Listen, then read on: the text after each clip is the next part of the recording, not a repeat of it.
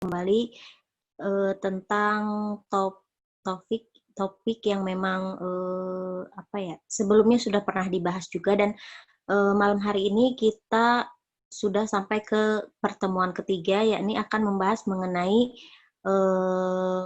PTK atau PTS, di mana pada sebelumnya PTK dan PTS telah disampaikan dan oleh Bapak Dr. Sudirman dan juga oleh Ibu Restu. Dan pada kesempatan malam hari ini kita akan membahas mengenai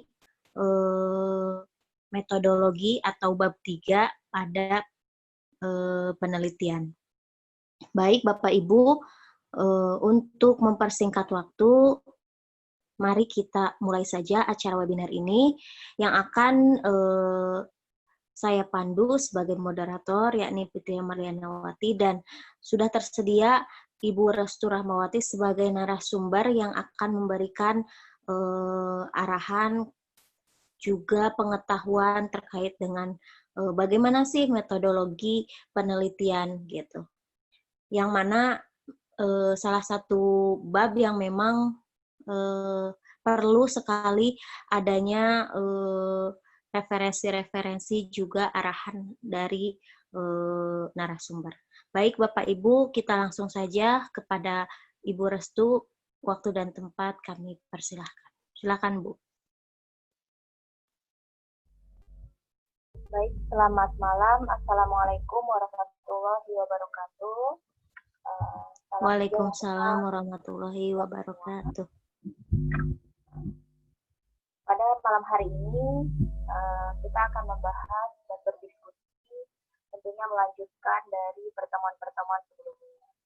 Namun mungkin tidak mengurangi kehikmatan ya, tidak mengurangi bagaimana kita memahami materi kali ini, karena mungkin ini agak berat tentang metode, tapi diselenggarakan pada malam hari ya. Semoga tidak mengurangi Bapak Ibu dalam menyimak apa yang nanti akan disampaikan. Nah, mungkin minggu lalu sudah kita berdiskusi bersama terkait dengan kerangka teori atau bagaimana perbedaan teori dan konsep, dan juga bagaimana penerapan ketika pemaparan sebuah teori. Nah, berikutnya adalah lanjutan dari bagaimana cara membuat sebuah penelitian tindakan kelas. Nah, metode penelitian ini termasuk ke dalam bab ketiga. Namun, berbicara metode penelitian, Bapak Ibu, itu sangat banyak sekali dan sangat luas, tergantung kepada apa yang akan kita gunakan, apakah kualitatif ataukah kuantitatif. Namun, ketika membahas satu persatu kajian tentang metode penelitian kualitatif ataupun kuantitatif, itu memakan banyak waktu, dan mungkin pada sesi kali ini, malam hari ini tidak cukup untuk membahas itu. Jadi, metode penelitian yang akan kita diskusikan pada malam hari ini tentunya adalah metode penelitian yang terkait dengan PTK atau penelitian tindakan kelas. Apa aja sih penelitian tindakan kelas itu, metode penelitian yang digunakannya? Nah, ini terkait dengan PTK, karena kebanyakan dari Bapak Ibu yang ada pada malam hari ini yang termasuk ke dalam partisipan, tentunya mungkin akan banyak menggunakan jenis penelitian PTK. Oleh karena itu, pada sesi kali ini saya akan banyak mengurai tentang metode penelitian yang ada di dalam penelitian tindakan kelas. Baik Bapak Ibu, berikut adalah apa saja hal-hal yang harus kita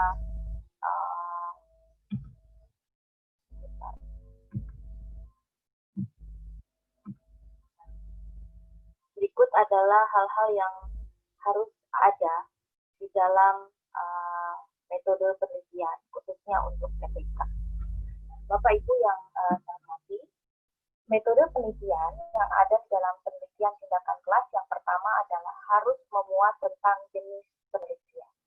Ya, jenis penelitian ini adalah uraian jenis penelitian apa yang kita gunakan di dalam penelitian tindakan kelas. Kalau misalnya Bapak Ibu semua menggunakan jenis penelitian tindakan kelas, maka jenis penelitian yang harus diuraikan atau dideskripsikan adalah penelitian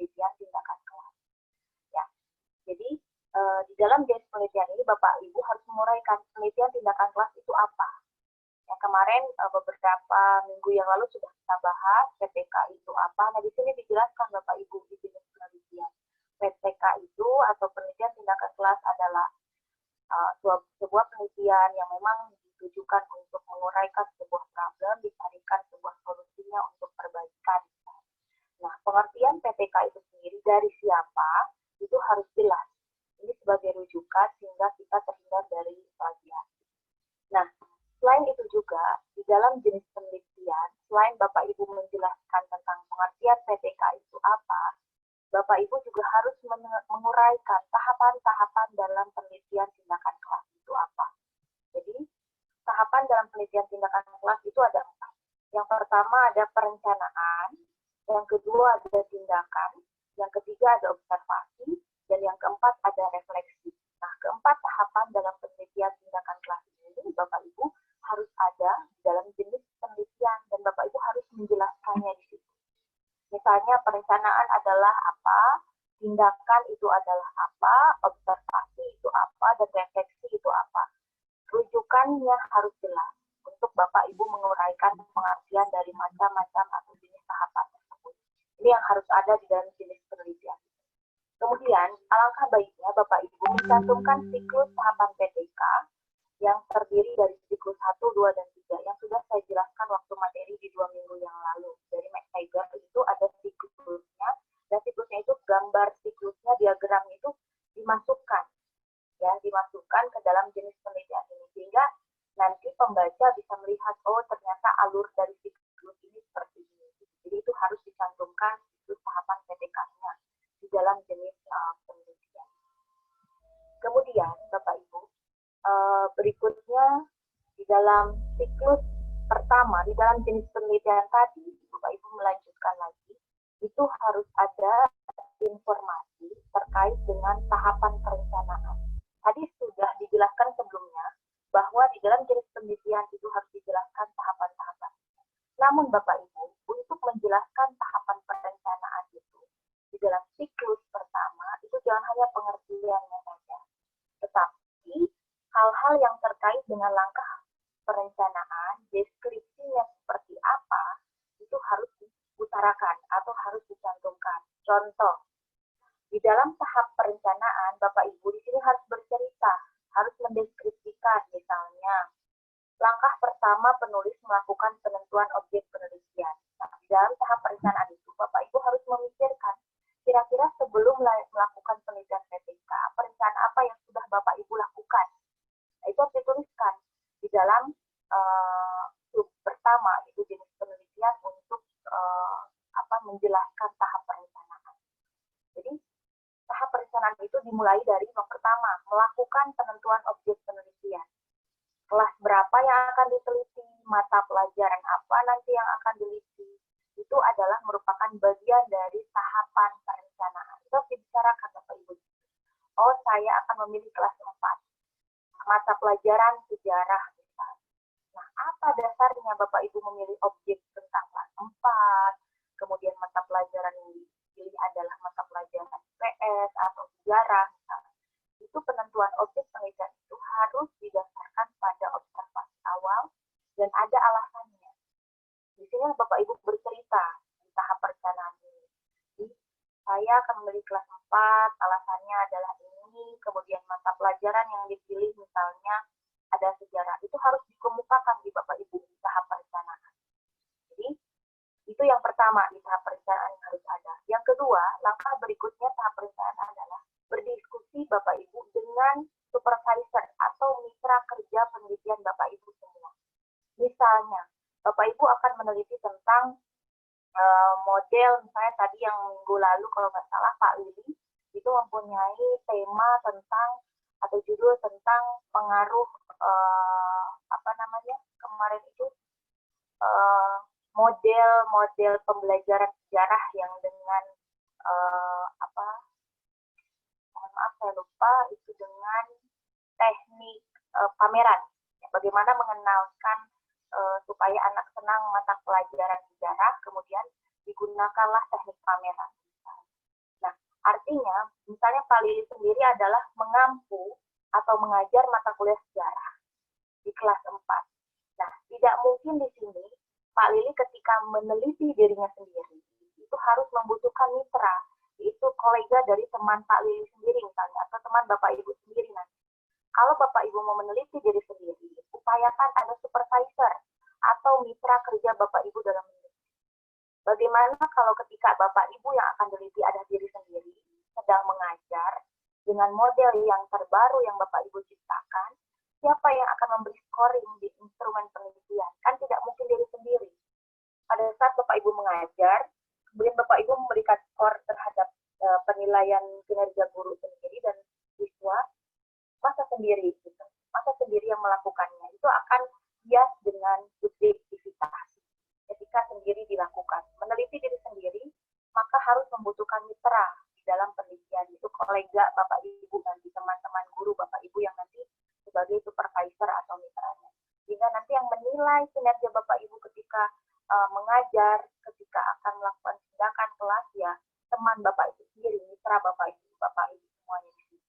Jadi inilah perlunya berdiskusi di dalam tahap perencanaan dengan mitra kerja penelitian Bapak Ibu atau disebut sebagai supervisor itu. Kalau misalnya Bapak Ibu meneliti orang lain, baru Bapak Ibu yang menjadi peneliti sekaligus sebagai observer. Nah, tetapi kalau meneliti diri sendiri, maka kita butuh bantuan orang lain untuk menilai kita, menilai siswa kita ketika kita sedang mengajar di kelas. Inilah bentuk-bentuk tahapan-tahapan di dalam perencanaan. Itu diceritakan di situ Bapak Ibu. Oh, saya sudah berdiskusi dengan Bapak ini yang di supervisor, apa hasil diskusinya, itu diceritakan di situ. Jadi Bapak Ibu di sini menuangkan semua cerita di dalam bentuk deskriptif. Ya. Kemudian yang ketiga, menentukan RPP. Nah, menentukan RPP juga ini menjadi bagian dari tahapan perencanaan penelitian PDK. Jadi, mata pelajaran sejarah yang akan nanti diteliti ya dalam di kelas 4 misalnya tentang mata pelajaran sejarah. Otomatis Bapak Ibu harus menentukan RPP terlebih dahulu ya untuk untuk mengaitkan bagaimana proses RPP itu dengan implementasi. Nah, ini juga penentuan RPP adalah salah satu tahapan dari perencanaan. Kemudian berikutnya yang termasuk ke dalam tahap perencanaan adalah membuat soal tes untuk pre-test dan post-test nanti Bapak Ibu yang ada di instrumen penelitian. Jadi membuat soal tesnya seperti apa, penilaiannya seperti apa ke siswa ketika nanti dilakukan penelitian tindakan kelas, itu juga merupakan bagian dari tahapan perencanaan. Nah, itu Bapak Ibu cerita di situ. Membuat soal tes, berapa soalnya, kapan dilakukannya, Bapak Ibu cerita di situ. Ya, jadi ini bagian dari tahapan perencanaan yang harus ada di dalam metode penelitian.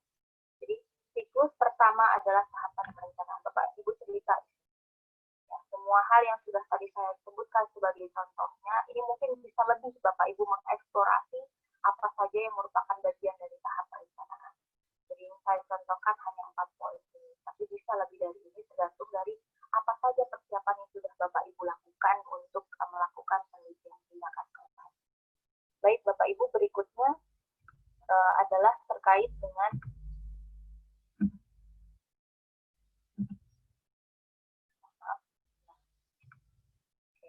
berikutnya yang kedua, yang termasuk ke dalam unsur penelitian tindakan kelas adalah tindakan atau pelaksanaannya. Jadi setelah merencanakan, barulah dilakukan tindakannya atau pelaksanaannya. Nah, bagaimana cara pelaksanaan Bapak Ibu misalnya ketika melakukan proses pembelajaran yang akan dinilai itu dalam penelitian tindakan kelas? Misalnya tindakan atau implementasinya itu mempersiapkan kondisi kelas. Nah, seperti apa mempersiapkan kondisi kelas itu Bapak Ibu ceritakan di situ. Kemudian berdoa sebelum belajar, kemudian menyampaikan materi, kemudian memberikan lembar kerja siswa, ini juga bagian dari sebuah tindakan atau pelaksanaan dari tahapan dari penelitian tindakan kelas. Ini harus diceritakan di tahapan pelaksanaan ini Bapak Ibu di metode penelitian. Nah, jadi apa saja yang merupakan implementasi di kelas, kemudian ini harus diceritakan di sini, dieksplorasi dan kemudian dielaborasi di sini Bapak Ibu ceritakan. Nah, ini tahapan kedua dalam siklus pertama setelah tahapan perencanaan. Kemudian berikutnya Bapak Ibu, tahapan ketiga adalah tahapan observasi atau penelitian. Ya. Jadi, bentar Bapak Ibu.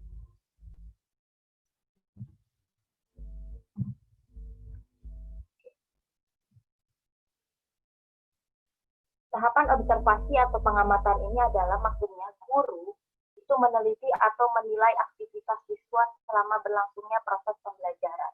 Jadi, Bapak Ibu, pentingnya Bapak Ibu untuk melakukan observasi adalah untuk menentukan permasalahan itu layak atau tidak.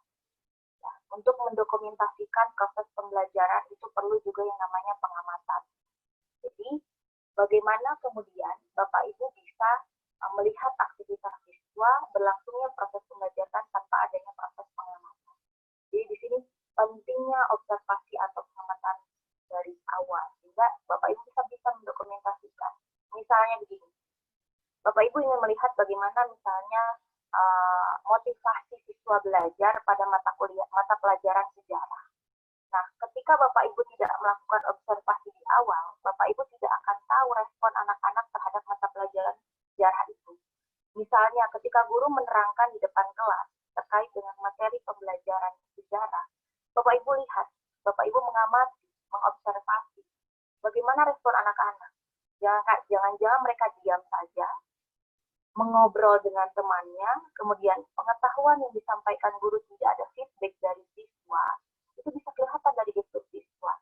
Kemudian apa imbasnya ketika motivasi mereka turun, nilai mereka tidak akan naik ketika misalnya ujian. Nah, ini adalah bagaimana pentingnya proses observasi. Nah, dengan adanya observasi itu, maka Bapak Ibu bisa memikirkan model apa, metode apa yang cocok dilakukan, sehingga siswa nanti suka, senang dengan mata kuliah entah apapun yang Bapak Ibu ampu, nah, sejarah, PPKN, dan lain sebagainya. Jadi inilah pentingnya bagaimana pengamatan atau observasi sangat untuk memotret, untuk mendokumentasikan proses pembelajaran yang berlangsung. Nah, ini kemudian berikutnya Bapak Ibu adalah refleksi. Ini adalah tahapan terakhir dari siklus, itu adalah adanya refleksi atau pertimbangan. Ya, jadi apa yang harus kita paparkan di dalam proses refleksi ini adalah Bapak Ibu. Peneliti, Bapak Ibu harus mengevaluasi dan menganalisis hasil observasi yang tadi. Misalnya dari yang tadi Bapak Ibu melihat, oh ternyata motivasi siswa ini kok berkurang dalam mata kuliah tertentu. Nah, Bapak Ibu harus evaluasi, oh bagaimana caranya untuk meningkatkan motivasi anak itu. Kemudian yang kedua, pentingnya refleksi di dalam penelitian tindakan kelas ini adalah mencari kekurangan dan kelemahan dalam proses pelaksanaan pembelajaran. Oh, jadi ketika guru menerangkan hanya di depan kelas, tanpa adanya diskusi, tanpa adanya contoh-contoh yang membuat siswa mampu untuk tertarik dengan mata pelajaran ini, maka itu harus dijadikan sebagai rujukan, sebagai evaluasi. Jangan-jangan selama ini saya mengajar salah, yang membuat siswa itu monoton dan tidak tertarik dengan apa yang saya sampaikan. Makanya perlu model misalnya belajar ke lapangan, belajar sejarah tidak hanya dari buku, tapi adanya dibentuk pameran, atau apapun berkunjung ke museum, misalnya. Itu adalah bagian dari proses refleksi. Nah, itu harus dikatakan Bapak Ibu di dalam proses refleksi atau pertimbangan ini yang ada di dalam metode penelitian itu. Jadi inilah 4 proses tahapan yang ada di dalam PTK atau penelitian tindakan kelas. Dan ini harus Bapak Ibu cerita di sini. Jangan hanya pengertiannya saja, jangan hanya penulis mengevaluasi dan menganalisis hasil observasi. Ya bagaimana menganalisisnya, dengan bagaimana cara menganalisis observasi yang seperti apa, itu dibicarakan. Di Bapak Ibu deskripsikan di dalam bab refleksi atau pertimbangan. Bapak Ibu. Nah, kemudian berikutnya adalah tadi sudah yang pertama jenis penelitian yang Bapak Ibu. Jadi jenis penelitian itu mencakup Bapak Ibu menjelaskan pengertian PTK itu apa, tahapan dalam PTK itu yang 4 tadi Bapak Ibu ceritakan, ya. Ada observasi, ada perencanaan, ada refleksi, itu diceritakan semua di situ. Itu masuk ke dalam subbab jenis penelitian. Yang kedua atau B itu adalah lokasi penelitian. Nah, setelah jenis penelitian, Bapak Ibu harus menjelaskan lokasi penelitian. Kenapa lokasi penelitian ini harus dijelaskan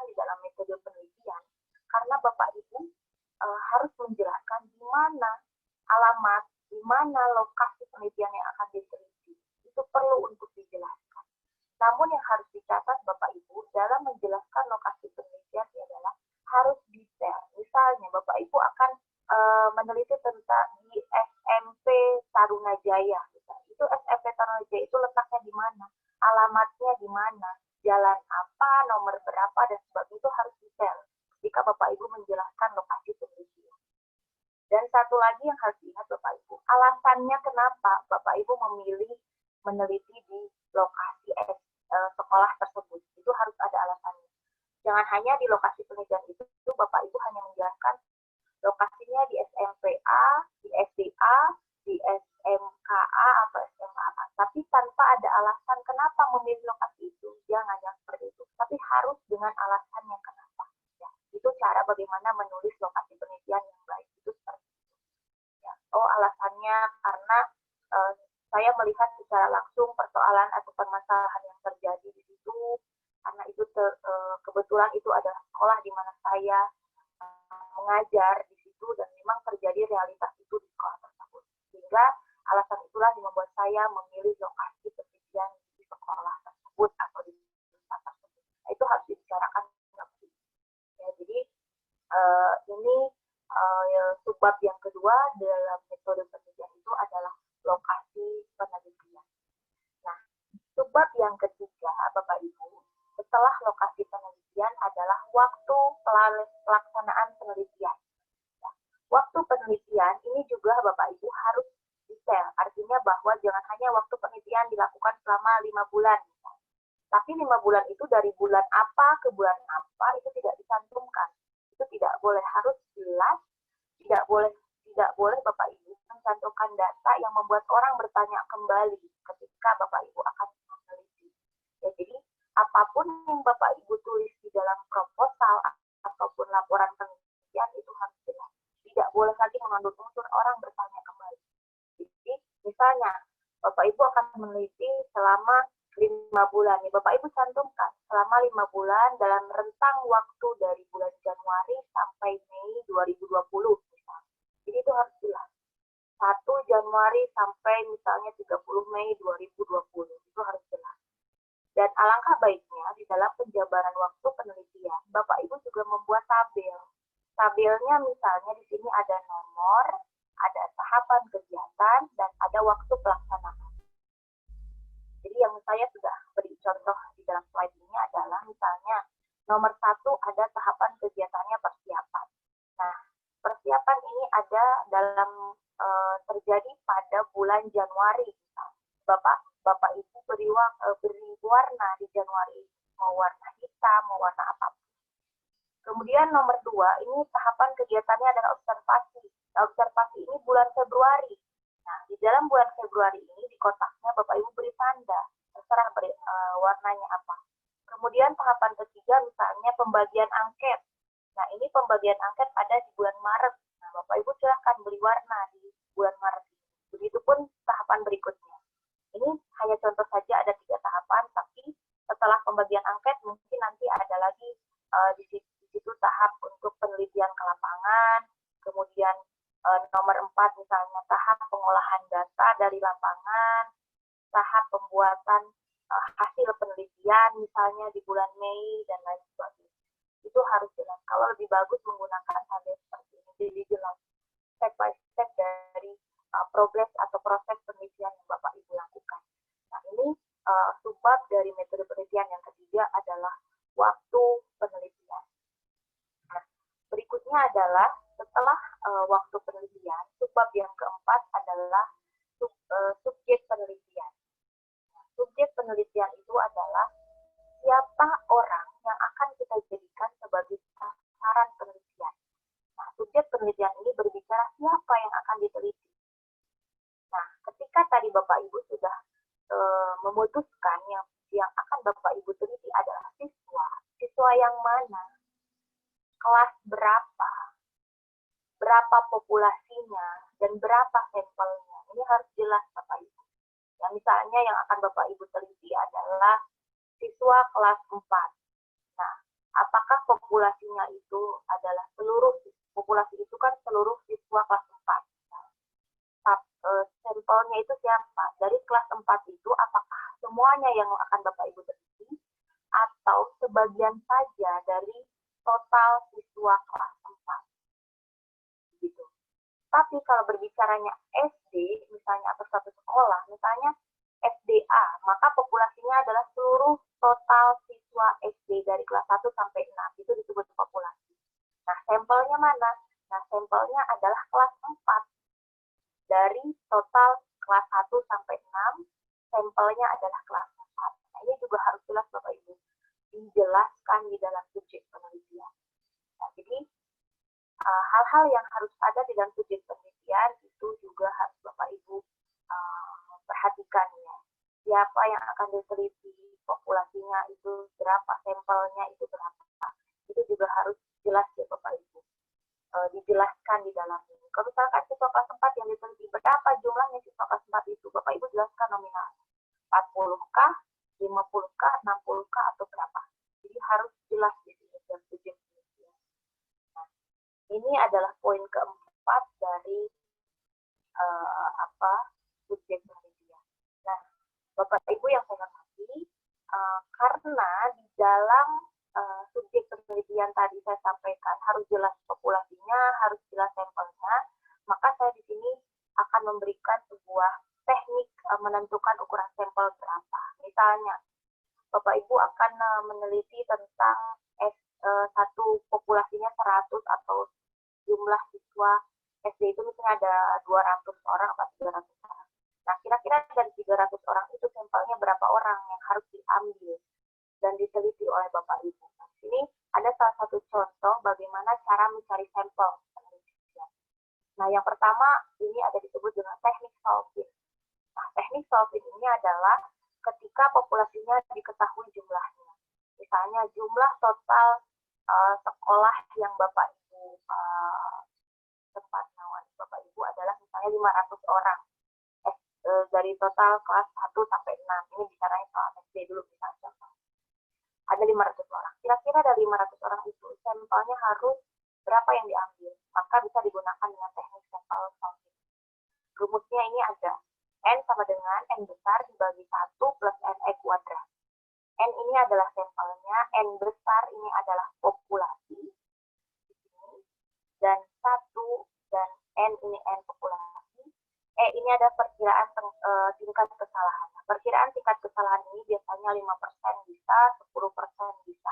Tergantung dari Bapak Ibu mau menilai kesalahan penelitian Bapak Ibu lakukan itu kira-kira berapa persen. Kalau Bapak Ibu yakin penelitiannya hanya salah, tingkat kesalahannya 5% dan tingkat kebenarannya 95%, maka yang diambil untuk perkiraan tingkat kesalahan adalah 5%. Jadi nanti tinggal dihitung Bapak Ibu. Misalnya populasinya adalah 130. Maka 130 dibagi 1 ditambah 130 dikali 0,05 karena tingkat kesalahannya kita ambil 5% sebagai contoh. Kemudian dikuadratkan berapa. Jadi nanti isinya adalah 98,11. Nah, berarti sampel yang Bapak ambil dari 130 orang adalah 98 orang. Dari populasi 130 orang. Nah, ini adalah contoh bagaimana rumus untuk menentukan ukuran sampel. Nah, jadi nanti kalau Bapak Ibu masih bingung berapa nih sampel yang harus diambil dari populasi yang Bapak Ibu sudah ketahui, maka teknik solving ini bisa Bapak Ibu gunakan untuk menentukan ukuran sampel. Jadi sekali lagi ini rumusnya N dibagi 1 plus NE kuadrat. Jadi ini adalah salah satu untuk menentukan sampel. Oke, baik, lanjut. Kemudian berikutnya adalah subbab yang kelima dari metode penelitian adalah sumber data. Nah, sumber data ini adalah Bapak Ibu harus menguraikan apa data primer yang digunakan di dalam penelitiannya dan bagaimana data sekunder yang digunakan di dalam penelitian. Nah, data primer itu berbicara mengenai data utama apa yang digunakan Bapak Ibu untuk mengumpulkan data. Kalau data sekunder adalah data yang Bapak Ibu gunakan, tapi bukan yang utama. Yang kedua, setelah yang pertama itu apa? Untuk mengumpulkan data. Misalnya, ketika Bapak Ibu menggunakan wawancara atau kuesioner, berarti itu termasuk data primer. Tapi ketika Bapak Ibu sumber datanya adalah dari dokumentasi, dari foto, kemudian dari referensi dan lain-lain, berarti datanya bersifat sekunder. Ya, jadi sumber data itu Bapak Ibu ada dua, ada data primer dan data sekunder. ini harus ada dalam sebuah metode penelitian supaya orang dapat mengetahui dari mana data primer yang diperoleh dari Bapak Ibu dan kemudian data sekunder apa yang digunakan. Ini penting disampaikan dengan sebuah metode penelitian. Nah, baik Bapak Ibu, berikut adalah karena tadi berbicara sumber data, ya, maka berikutnya kita akan berbicara instrumen penelitian. Dari data primer itu ada wawancara dan kuesioner. Nah, wawancara dan kuesioner itu dimasukkan atau termasuk ke dalam instrumen penelitian. Kalau Bapak Ibu nanti di dalam PTK membuat instrumen penilaian untuk menilai guru saat mengajar, dan instrumen penelitian atau instrumen untuk menilai siswa bagaimana ketika mendengarkan guru dalam mengajar, itu maka kuesioner yang Bapak Ibu gunakan itu disebut sebagai instrumen penelitian. Nah, apa itu instrumen penelitian? Nah, instrumen penelitian itu adalah alat yang dapat digunakan untuk memperoleh, mengolah, dan menginterpretasikan informasi yang diperoleh dari para responden yang dilakukan dengan menggunakan pola ukur yang sama. Jadi intinya adalah alat yang digunakan untuk mengumpulkan data itu disebut instrumen penelitian. Jadi kalau dalam PTK, alat yang Bapak Ibu gunakan untuk mendapatkan data di lapangan adalah yang berbentuk kuesioner, dalam bentuk wawancara, disebut instrumen penelitian. Bagaimana Bapak Ibu mendapatkan data di lapangan? Maka butuh instrumen. Ya. Karena tanpa ada data di lapangan, bagaimana kita akan mengolah penelitian kita? Apa yang akan kita olah kalau tidak ada data di lapangan? Makanya butuh yang namanya instrumen penelitian. Ya. Jadi kalau instrumen PTK itu nanti Bapak Ibu membuat daftar-daftar pertanyaan untuk diberikan scoring, untuk diberikan skornya berapa. Baik yang ditujukan kepada itu disebut sebagai instrumen penelitian. Nah, kemudian berbicara dengan istilah instrumen penelitian, maka itu akan berhubungan dengan skala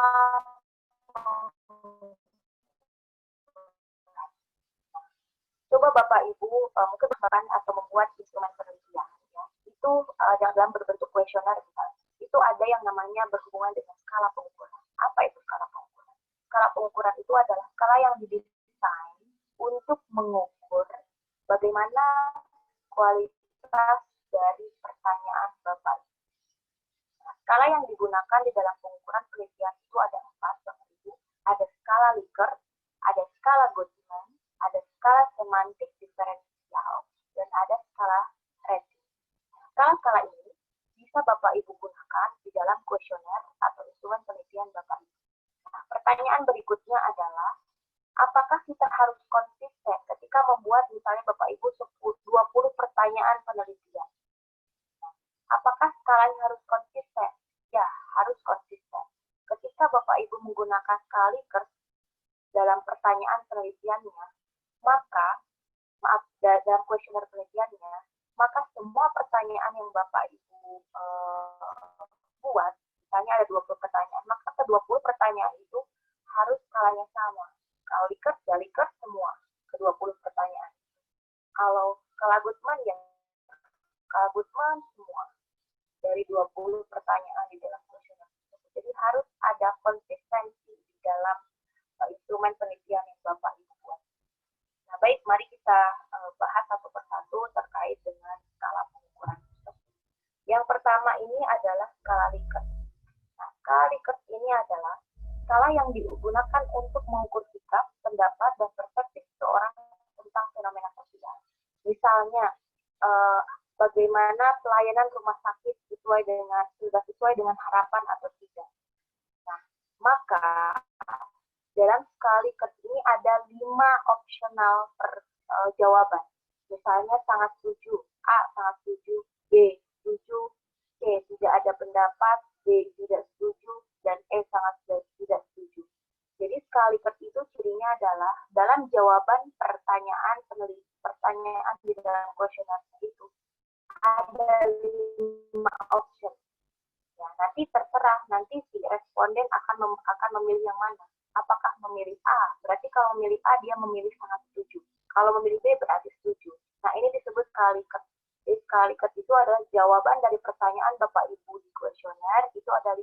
Ada sangat setuju, setuju, tidak ada pendapat, tidak setuju, dan sangat setuju. Ini nanti tergantung Bapak Ibu mau memilih jawabannya menggunakan tipe skala yang mana. Nah, terkait dengan nilai scoringnya Bapak Ibu, untuk sangat setuju, ini ada nilai skornya 5. Untuk setuju, ini skornya 4, tidak ada pendapat 3, tidak setuju 2, dan sangat tidak setuju 1. Jadi ini bisa disesuaikan dengan nanti Bapak Ibu memilih yang mana. Yang penting, sangat setuju itu skornya 5. Tidak boleh terbalik Bapak Ibu. Misalnya sangat setuju, tiba-tiba Bapak Ibu memberikan skornya di situ 1. Nah, itu keliru. Jadi sangat setuju itu 5 dan sangat tidak setuju baru 1. Ya. Jadi ini adalah contoh option atau jawaban di dalam pertanyaan penelitian yang ada di kuesioner. Nah, mungkin kuesioner itu kan berbentuk pertanyaan-pertanyaan ya Bapak Ibu yang akan disampaikan kepada responden untuk dijawab oleh mereka. Nah, ini adalah contoh jawabannya Bapak Ibu akan menggunakan format pertanyaan yang mana. Kalau dalam skala-Likert, maka jawabannya ada 5. Berikutnya adalah yang kedua, skala Goodman. Nah, skala Goodman ini Bapak Ibu, ini hanya mencantumkan 2 opsi atau 2 jawaban. Ya, tidak, baik, buruk, pernah, tidak pernah, punya, tidak punya. Jadi terserah Bapak Ibu nanti jawabannya mana yang akan digunakan. Misalnya, respon Anda terhadap mata pelajaran sejarah misalnya. A, misalnya menarik, B, tidak menarik misalnya. Maka nanti anak-anak akan memilih yang mana. Jadi hanya ada 2 kalau skala Goodman. Beda dengan yang tadi skala-Likert, maka opsionalnya sampai 5. Apa? Misalnya Anda setuju dengan model pembelajaran baru dari mata pelajaran sejarah, maka ada sangat setuju, tidak setuju. Nanti mereka memilih mana. Nah, itu tergantung Bapak Ibu mau menggunakan skala yang mana di dalam instrumen penelitian Bapak Ibu nanti. Nah, ini yang kedua. Untuk scoringnya Bapak Ibu, kalau tadi skala-Likert itu dari 5 sampai 1, kalau skala Goodman karena hanya 2 jawaban saja, ya tidak, ya bisa baik buruk, mau menarik tidak menarik, pernah tidak pernah, atau apapun itu nilainya hanya iya. Yang positif 1, kalau yang tidak misalnya 0. Kalau yang baik 1, scoringnya, yang buruk 0. Nah, nanti apa itu scoring tadi 1, 0, 5 sampai 1, nanti saya akan jelaskan di slide berikutnya. Nah, intinya ada perbedaan nih Bapak Ibu bagaimana skala Goodman dan skala-Likert. Nanti ini tergantung Bapak Ibu silahkan mau menggunakan skala yang mana di dalam instrumen penelitian. Baik, yang ketiga ini ada skala rating. Nah, skala rating ini Bapak Ibu, ini diperoleh dengan cara mentransformasikan data kuantitatif menjadi data kualitatif. Contohnya misalnya kenyamanan ruang lobi Bank BCA. Ini ada 5, 4, 3, 2, 1. Sebenarnya sama saja. 5 ini menunjukkan sangat baik. 4 itu baik. 3 misalnya sedang. 2 tidak baik. Dan 1 sangat tidak baik. Jadi skala rating ini mirip dengan Likert. Hitungan scoringnya 5 sampai 1. Yang jelas 5 itu lebih tinggi daripada 1. Jadi 5, 4, 3, 2, 1. Itu runtutan dari skala rating. Kemudian Bapak Ibu, itu terkait dengan skala pengukuran yang digunakan di dalam instrumen penelitian. Yang terpenting dalam membuat instrumen penelitian adalah Bapak Ibu harus konsisten. Ketika membuat pertanyaan kuesioner itu ada 20, ya semuanya harus konsisten dari pertanyaan pertama sampai 20 itu skalanya harus sama. Ya, skala rating kah, skala Likert kah, atau skala Goodman kah yang digunakan. Kenapa harus sama? Ini ditujukan supaya Bapak Ibu mudah nanti untuk mengolah data. Nah, jadi bagaimana Bapak Ibu ketika beda di dalam scoringnya, skala yang digunakannya tentu akan sulit nanti untuk mengolah validitas dan reliabilitas. Karena untuk menghitung bagaimana valid atau tidak pertanyaan Bapak Ibu di dalam kuesioner, itu dihitung dengan menggunakan teknik reliabilitas dan uji validitas. Itu akan sulit untuk diuji ketika skala yang digunakan itu berbeda-beda atau tidak konsisten. Baik, berikutnya adalah uji yang kita gunakan untuk menguji instrumen penelitian atau kuesioner yang sudah kita buat adalah ada dua. Yang pertama adalah uji validitas dan yang kedua ada uji reliabilitas. Apa itu uji validitas? Uji validitas itu adalah uji kesahihan. Jadi untuk mengukur sejauh mana alat ukur mampu mengukur apa yang akan diukur. Jadi suatu penelitian itu harus valid. Kenapa? Supaya penelitiannya itu dapat dipercaya. Itu pentingnya untuk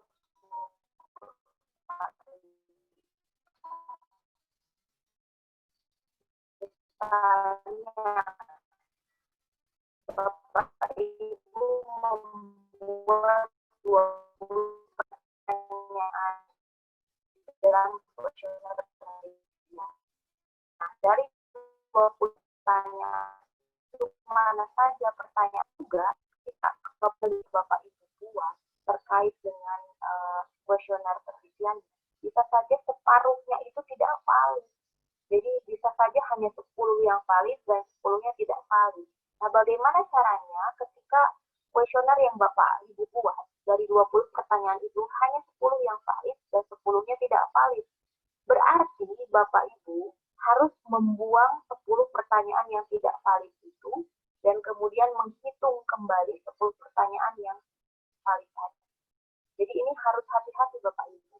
Jadi membuat pertanyaan penelitian atau di dalam kuesioner itu harus benar-benar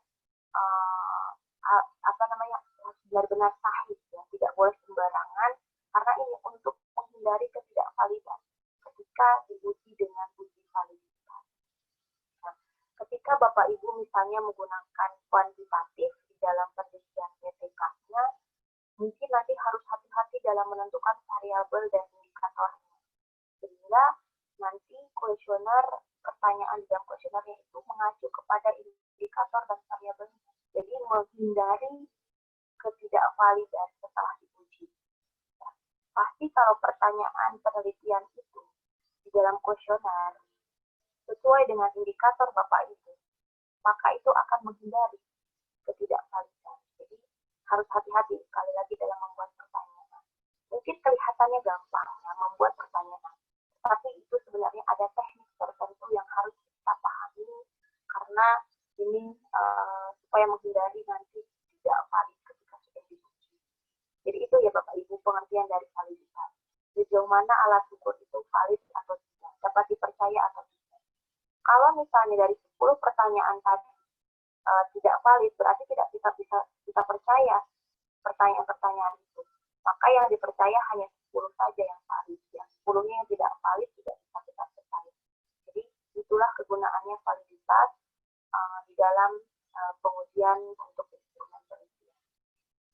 Berikutnya Bapak Ibu, rumus untuk menghitung atau menguji uji validitas adalah dengan menggunakan korelasi produk produk. Nah, ini ada rumusnya Bapak Ibu. Ada N sigma XY dikurangi sigma X dikurangi sigma Y, ini dibagi akar dari N sigma X kuadrat dikurangi sigma X kuadrat, N sigma Y kuadrat dikurangi sigma Y kuadrat. Nah, ini mungkin Bapak Ibu pernah melakukan atau menghitung dengan produk format ini. Ini adalah uji yang manual ya Bapak Ibu, artinya menggunakan rumus untuk menguji validitas. Tapi sekarang sudah, kalau Bapak Ibu tidak sulit untuk menemukan menghitung melalui rumus, maka Bapak Ibu bisa menggunakan SPSS. Itu sudah ada lagi software yang untuk menghitung uji validitas, tidak lagi menggunakan rumus ini. Tapi alangkah baiknya Bapak Ibu mengetahui bagaimana rumus untuk menghitung uji validitas, yaitu dengan teknik korelasi produk. Nah, ini adalah rumus tugasnya untuk menghitung produk, untuk menghitung validitas. Nah, baik Bapak Ibu, ini adalah contoh tadi kan ada sebelumnya sudah dicantumkan bagaimana rumus uji validitas. Nah, mungkin sebelumnya Bapak Ibu tadi perhatikan ketika menghitung uji validitas itu Bapak Ibu akan melihat ada sigma XY, kemudian ada Y kuadrat, ada X kuadrat. Itu apa maksudnya? Nah, di sini saya akan mencoba untuk membuat dulu tabel hasil jawaban responden supaya Bapak Ibu tahu, oh ternyata sigma X itu dari sini ya dapatnya. Oh, Y itu maksudnya apa dari rumus tadi. Nah, ini akan saya coba berikan ilustrasinya. Nah, ini adalah contoh jawaban atau hasil jawaban responden terkait dengan instrumen yang sudah Bapak Ibu misalnya sebarkan. Di sini saya mengambil contoh misalnya respondennya hanya ada 10. Kemudian pertanyaannya ada 4, yaitu pertanyaan A, pertanyaan B, pertanyaan C, dan pertanyaan D. Nah, coba Bapak Ibu perhatikan jawaban responden untuk pertanyaan A. Ini saya beri warna hijau. Kemudian pertanyaan B, ini saya beri warna kuning. Pertanyaan C, ini saya beri warna biru. Dan ini pertanyaan yang keempat yang D saya beri warna ungu. Nah, ini ada kisaran angka di dalam warna hijau, kuning, biru, dan ungu. Ini adalah ada 4, ada 2, ada 5, ada 1. Berarti Bapak Ibu bisa perhatikan ini skala apa yang digunakan. Kalau kisaran angkanya jawaban dari respondennya berkisar 5, 4, 3, 2, 1. Berarti ini mereka menggunakan skala Likert. Kalau di sini Bapak Ibu menggunakan skala Gutzman yang hanya ya dan tidak dan scoringnya 1 dan 0, maka angka-angka di dalam A, B, C, D ini diisi oleh 1, 0, 1, 0, 1, 0. Nah, ini berarti Bapak Ibu nanti bisa melihat bahwa ketika kisaran angka yang ada di butir pertanyaan itu 1, 0, maka skala yang digunakan oleh peneliti itu berarti skala Gutzman. Nah, kalau di sini ada kisaran 5, 4, 3, 2, 1, berarti skala Likert yang digunakan oleh peneliti. Coba Bapak Ibu perhatikan di sini ada 4 jawaban kolom pertama yang A ini ke bawah 1 sampai 10 ini ada 4, 4, 4, 4, 4, 3, 2, 1, 5, 3. Nah, ini adalah jawaban responden untuk pertanyaan pertama. Ya. Kemudian totalnya Bapak Ibu dari mana ini 14? Ya, ada total 14 di situ.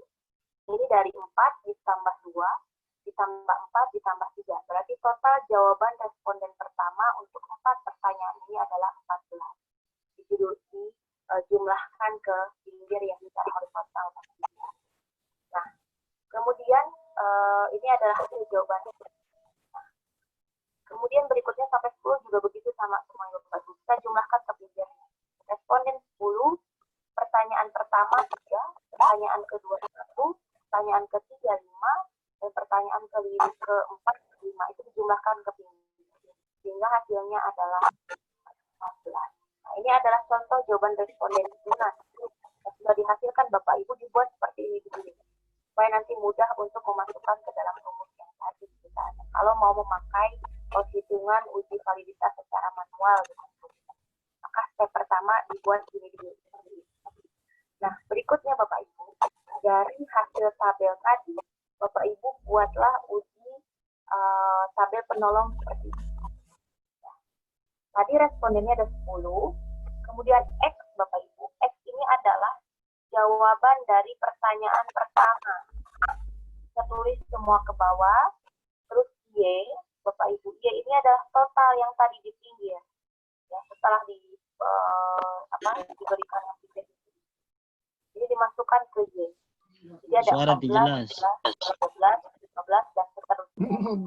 X ini adalah isian atau angka di dalam setiap pertanyaan. Kalau B ini adalah total dari pertanyaan X itu atau pertanyaan yang pertama ini. Nah, Bapak Ibu, ini Kemudian di sini ada X kali Y, X kuadrat. Nah, jadi Bapak Ibu, setelah Bapak Ibu membuat X, kemudian Bapak Ibu membuat Y-nya, dipindahkan dari yang tadi Bapak Ibu. Ya, jadi ini lanjutan tabel yang tadi. Ya. Kemudian ada X kali Y, X kuadrat. Bapak Ibu tinggal kalikan saja yang tanda tanya ini. 4 kali 14 berapa? 4 kali 11 berapa di X Y. Nah, kalau X kuadrat berarti Bapak X tinggal dikuadratkan saja yang X ini, angkanya. Misalnya responden pertama ini ada 4. Maka 4 kuadrat itu berapa di kolom X kuadrat ini. Jadi ini adalah tabel penolong Bapak Ibu, supaya nanti Bapak Ibu memperoleh nilai yang akan dimasukkan ke rumus yang tadi. Y kuadrat itu berapa? Tinggal Bapak hitung, 14 kuadrat itu berapa? 14 kali 14 diisi di Y kuadrat ini. Jadi ini adalah, saya menyebutnya ini sebagai tabel penolong ya untuk uji validitas. Jadi sebelum memasukkan ke rumus yang tadi, buat dulu 2 tahapan ini. Buat tahapan ini dulu, baru kemudian yang ini. Nah, kemudian ini untuk uji yang pertama ya Bapak Ibu, untuk pertanyaan yang pertama. Nah, sekarang bagaimana uji untuk pertanyaan kedua yang saya beri warna kuning ini? Ya Bapak Ibu membuat lagi tabel penolong seperti ini. Karena berbicara uji validitas, maka uji per pertanyaan Bapak Ibu. Kalau ada 20 pertanyaan dalam kuesioner yang Bapak Ibu buat, maka ada 20 proses seperti ini yang Bapak Ibu lakukan. Karena harus satu-satu. Kalau yang namanya uji validitas dan reliabilitas, tidak bisa pertanyaan dalam kuesioner ada 20, kemudian kita menghitung secara keseluruhan 20, nggak bisa. Justru kita akan melihat dari 20 pertanyaan itu, mana yang valid dan mana yang tidak. Makanya diujinya pun satu-satu, kalau mau manual yang Bapak Ibu kerjakan. Nah, ini adalah contoh dari yang warna kuning. Bagaimana kemudian tadi yang untuk warna kuning ini, yang pertanyaan kedua, Bapak Ibu buat lagi seperti ini. X-nya itu adalah yang warna kuning, Y-nya tetap sama, ya. Yang total itu dimasukin ke Y semua, X, Y, itu dikalikan lagi Bapak Ibu. Kalau diganti nanti angkanya dengan yang warna kuning. Jadi ini semua harus diukur satu-satu, harus diuji satu-satu per pertanyaan. Jadi Bapak Ibu lihat dulu pertanyaannya ada berapa. Maka diuji sedemikian rupa sampai benar-benar habis pertanyaan tersebut. Jadi kalau ada 5 pertanyaan, maka 5 uji validitas. Ada 10 pertanyaan yang kuesioner, maka ada 10 langkah atau 10 pertanyaan yang akan diuji dan dibuat seperti ini. Nah, setelah dibuat 2 model seperti ini Bapak Ibu, maka baru Bapak Ibu masukkan ke dalam rumus yang ini. Kan tadi sudah ada nih. Berapa jumlah total XY-nya, kan sudah ada di sini. Nah, XY-nya di sini. Totalnya nanti seperti apa ada di bawah, tinggal masukkan ke dalam rumus XY. Misalnya, kemudian dikurangi sigma X. Berapa sigma X? Bapak Ibu tinggal lihat tabel yang tadi. Oh, sigma X ini atau total dari X ini, pertanyaan pertama ini adalah misalnya 80.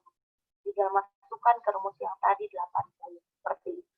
Jadi, rumus-rumus yang ada di sini untuk teknik korelasi produk ngomong, yang rumusnya sangat panjang ini bisa Bapak Ibu isi, bisa Bapak Ibu melakukan penghitungan terhadap korelasi produk ngomong ini.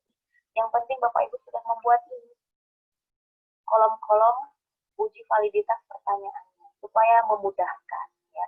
Jadi kalau mau manual melakukan tadi penghitungan dengan rumus, maka mau tidak mau harus dulu dilakukan atau dibuat terlebih dahulu hasil jawaban respondennya ke dalam kotak seperti ini, ke dalam tabel dan juga ke dalam tabel penolong ini. Sehingga nanti Ibu Bapak tinggal memasukkan nilai-nilai atau angka-angka yang akan memang dibutuhkan di dalam rumus. Nah, ini adalah contoh bagaimana menghitung rumus uji validitas. Nah, berikutnya adalah Bapak Ibu, setelah tadi Bapak Ibu menghitung dengan rumus, ini kan pasti nanti ada hasilnya. Hasilnya dalam bentuk angka. Misalnya apakah itu 0,60 atau 0,20, itu pasti akan ada nanti hasilnya. Bagaimana caranya Bapak Ibu menjelaskan bahwa pertanyaan kuesioner Bapak Ibu semuanya itu validitasnya sangat tinggi. validitasnya tinggi, sedangkah, rendahkah, atau sangat rendah? Dari mana Bapak Ibu bisa melihat itu dan memutuskan kesimpulan tersebut? Maka Bapak Ibu harus melihat kategori dari validitas instrumen yang dikemukakan oleh Guilford. Nah, di sini ada rumus atau kesimpulan-kesimpulan, misalnya jika uji validitas yang Bapak Ibu hasilkan itu lebih besar dari 0,80 dan kurang dari 1,00, maka itu validitas pertanyaan Bapak Ibu yang dibuat validitasnya sangat tinggi atau sangat baik. Tapi kalau misalnya hasil dari validitas Bapak Ibu pertanyaannya adalah lebih dari 0,60 dan kurang dari 0,80, maka validitasnya tinggi. Jadi Bapak Ibu tinggal melihat ini.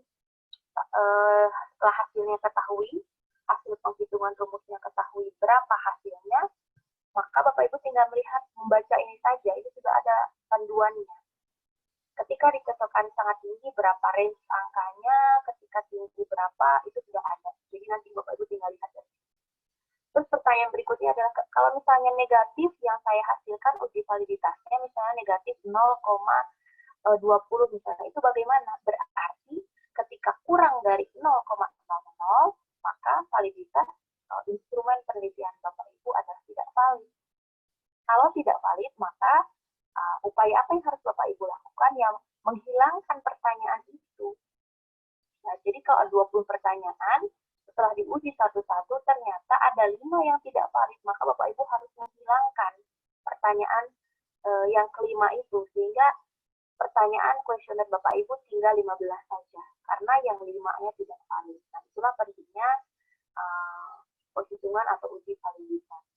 Nah, berarti yang 5 tadi tidak valid itu bahkan tidak bisa dipercaya. Yang bisa dipercaya dari kuesioner Bapak Ibu hanya 15 pertanyaan saja. Nah, inilah gunanya penghitungan uji validitas. Nah, kemudian berikutnya setelah diuji validitasnya dari kuesioner penelitian Bapak Ibu, maka yang kedua adalah harus diuji reliabilitasnya. Apa itu uji reliabilitas? Reliabilitas itu adalah untuk mengetahui sejauh mana hasil pengukuran kuesioner Bapak Ibu itu tetap konsisten. Maksudnya apa? Misalnya, Bapak Ibu meneliti bulan Mei terkait PPK. Nah, kuesionernya kan dibagikan bulan Mei. Nah, apakah kemudian ketika penelitian Bapak Ibu dilakukan 2 kali, misalnya siklus kedua, yaitu bulan Juli ataupun Agustus dengan kuesioner yang sama, tetap konsisten nggak hasilnya setelah diuji? Nah, itu disebut dengan uji reliabilitas.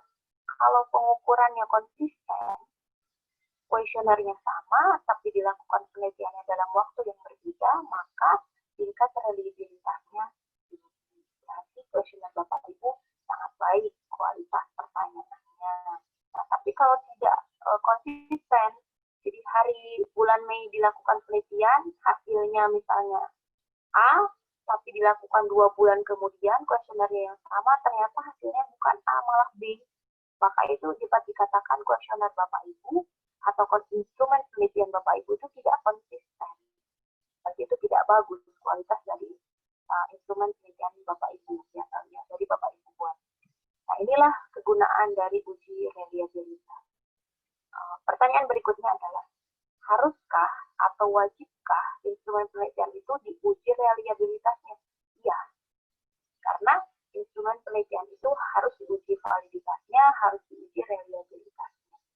Ya, supaya tahu apakah apa tidak, konsisten atau tidak pertanyaan dalam kuesioner yang sudah Bapak Ibu buat. Bagaimana cara menghitung uji validitas? Uji reliabilitas. Uji reliabilitas itu diukur atau dihitung dengan teknik Sperman-Brown. Nah, ada 2 ya Bapak Ibu, ada teknik Sperman-Brown, ada teknik Alpha-Cronbach. Apa bedanya teknik Sperman-Brown dan teknik Alpha-Cronbach?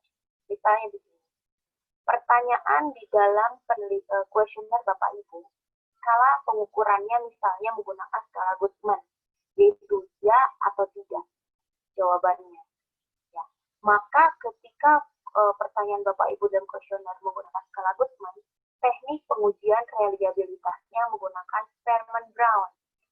Karena Bapak Ibu hanya ada 2 jawaban, ya atau tidak saja. Dan skornya juga hanya 1 dan 0.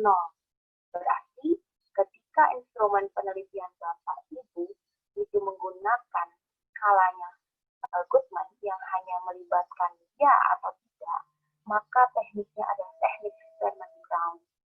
Nah, ini ada rumusnya Bapak Ibu, ini memang sangat rumit ya untuk teknik secara manualnya. Namun sekali lagi sekarang sudah ada beberapa software yang bisa menguji validitas dan reliabilitas. Jadi Bapak Ibu tidak perlu lagi capek-capek memasukkan data-data itu ke dalam rumus, karena memang sudah ada software yang bisa menghitung validitas dan reliabilitas. Nah, ini untuk pengujian reliabilitas ketika skalanya Goodman. Nah, bagaimana kalau misalnya skala dalam pertanyaan kuesioner Bapak Ibu itu adalah skala Likert yang melibatkan sangat memuaskan, misalnya tidak memuaskan, sangat tidak memuaskan. Yang scoringnya tadi 1 sampai 5. Ya. Maka teknik yang Bapak Ibu gunakan untuk mengukur reliabilitas adalah dengan teknik Alpha-Cronbach. Jadi Bapak Ibu harus perhatikan skalanya apa yang digunakan nih. Kalau skalanya Likert yang melibatkan 5 scoring tadi, yang berisi sangat memuaskan, netral, dan lain sebagainya, yang penting ada 5 opsional di situ, maka teknik Alpha-Cronbach ini yang harus Bapak Ibu gunakan untuk mengukur uji reliabilitas. Jadi memang harus hati-hati dalam penentuan metode penelitian itu, jangan sampai salah. Jangan sampai Bapak Ibu menggunakan skala Likert, tapi teknik uji reliabilitasnya malah menggunakan Sperman Brown, itu juga salah. Jadi harus memang diperhatikan baik-baik, jaga konsistensinya seperti apa di dalam membuat instrumen penelitian. Nah, itu uji reliabilitas. Nah, kemudian Bapak Ibu, kalau Bapak Ibu sudah memasukkan ke rumus dan menghitung reliabilitasnya, ini juga ada kategori koefisien reliabilitasnya, seperti yang tadi di dalam uji validitas. Ini juga hampir sama ya Bapak Ibu. Ketika hasil dari uji reliabilitas Bapak Ibu misalnya lebih dari 0,80 dan kurang dari 1,00, berarti itu sangat tinggi. Kalau misalnya lebih dari 0,60 dan kurang dari 0,80, maka reliabilitasnya tinggi. Jadi jangan khawatir Bapak Ibu, untuk Bapak Ibu menyimpulkan apakah reliabilitasnya tinggi, sedang, atau rendah, itu sudah ada patokannya, sudah ada pedomannya. Jadi yang penting Bapak Ibu sudah ada hasilnya dari rumus tersebut, tinggal dilihat pada angkanya berada di range berapa, sehingga Bapak Ibu bisa mengkategorikan koefisien reliabilitasnya berada pada posisi yang mana. Itu sudah ada pedomannya, jangan khawatir. Jadi tinggal Bapak Ibu perhatikan saja ya hasilnya di mana, hasilnya seperti apa, benar saja cara menghitungnya. Kalau berada di posisi kategori yang mana, itu sudah ada pedoman. Nah, kemudian Bapak Ibu, selain validitas dan reliabilitas untuk menguji instrumen penelitian, maka di dalam FTK itu sendiri biasanya ada yang namanya kita mengukur indeks kesukaran. Jadi pertanyaan penelitian kita di dalam kuesioner, pertanyaannya itu sukar nggak ya dibaca oleh siswa? Jangan-jangan dari 20 pertanyaan yang kita berikan kepada siswa, itu semuanya dianggap susah oleh siswa tersebut. Atau jangan-jangan setengahnya susah, setengahnya dianggap mudah. Nah, oleh karena itu maka perlu adanya sebuah indeks kesukaran.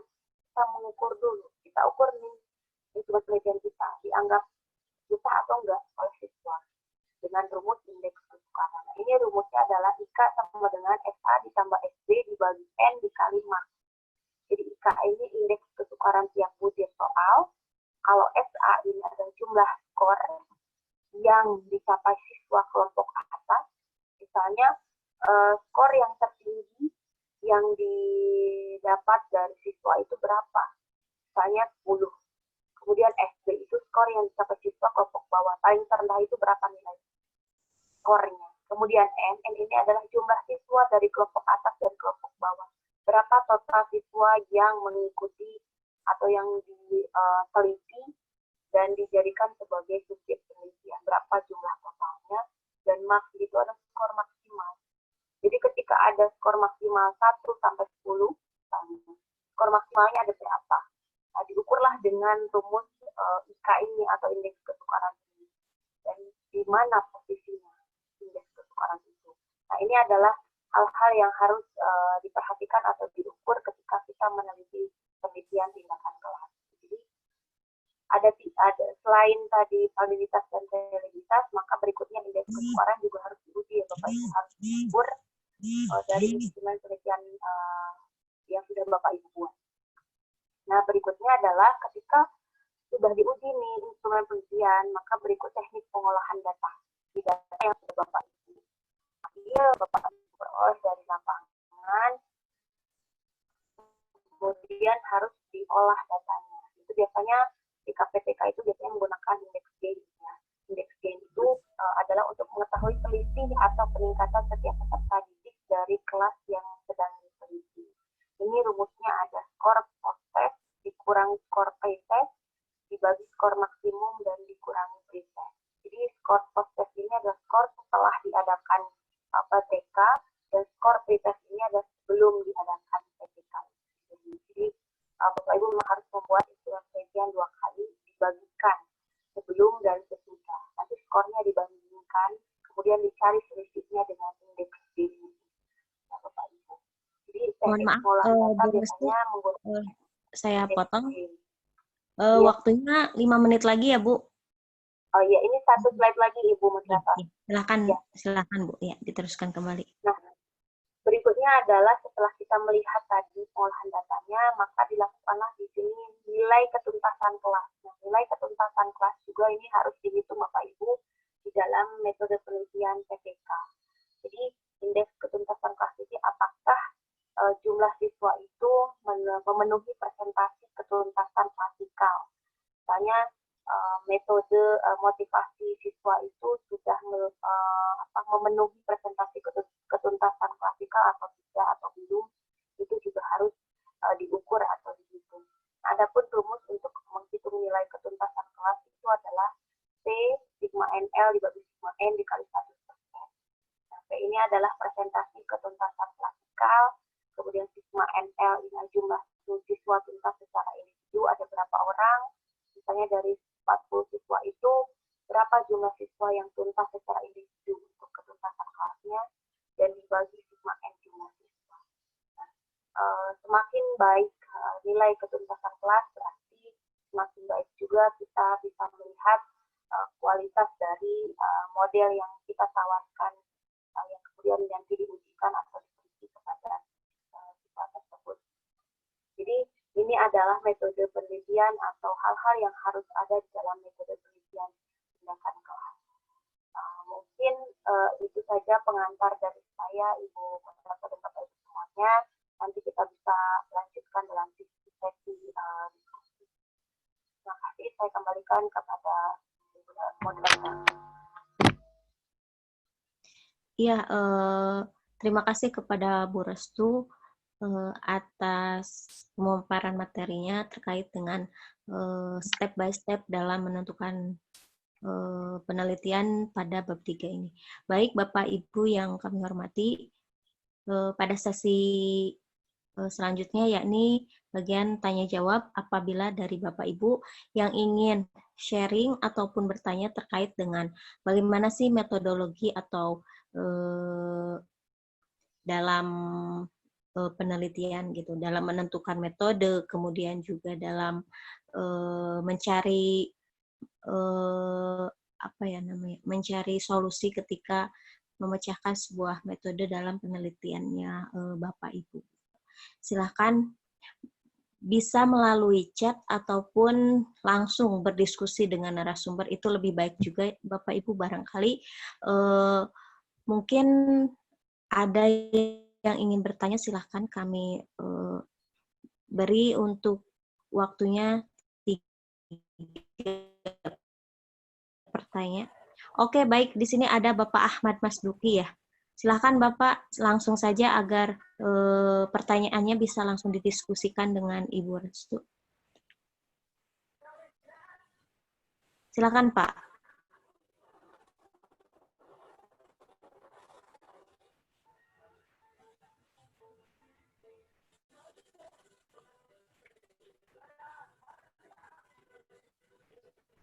Caranya, Bu. Ya, Pak Kusmanuji dulu mungkin ya. Silakan Pak, karena ya, silakan Pak. Iya, mungkin di bab 3 berikutnya, Bu.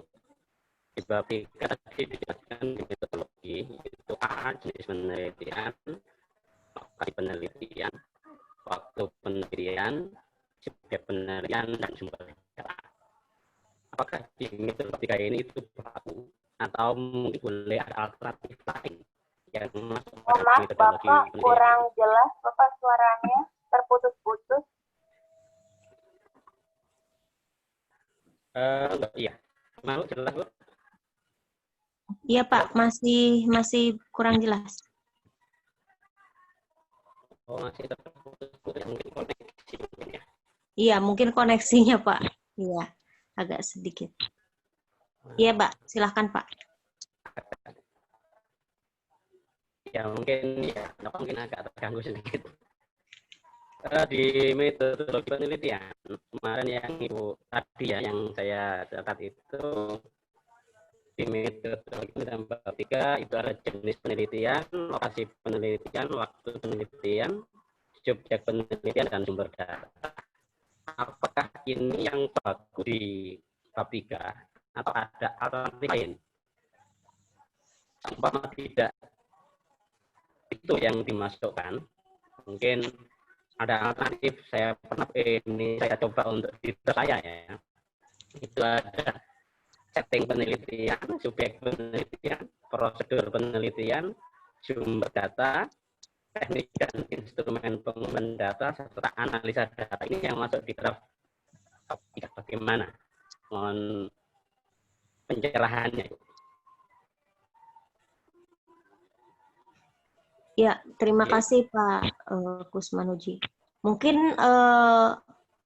agak sedikit kurang jelas ya Pak karena jaringan. Iya, Tapi barangkali Ibu moderator terkait pertanyaannya sudah dimengerti atau masih kurang jelas gitu. Karena ini kurang jelas, mungkin nanti Bapak bisa menginikan ya salah atau tidak persepsi saya karena ini kurang jelas apa yang disampaikan Pak Kus ya Pak.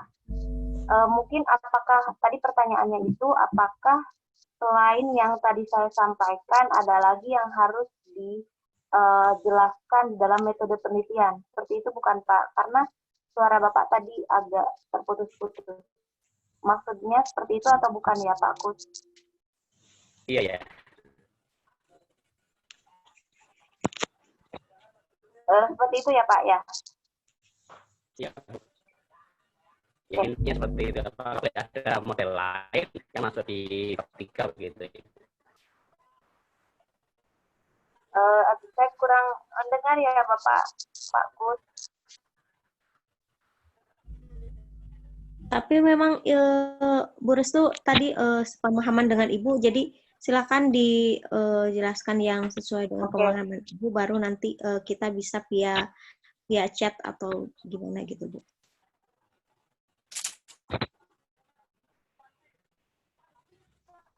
Oke, baik Bapak, bab-bab di dalam metode penelitian untuk PTK. Nah, ini tergantung dari nanti PTK yang Bapak gunakan pure kuantitatif. Suara saya jelas apa tidak ya? Agak sedikit jelas. Ya. Sudah jelas nggak? Masih sedikit putus-putus. Ya.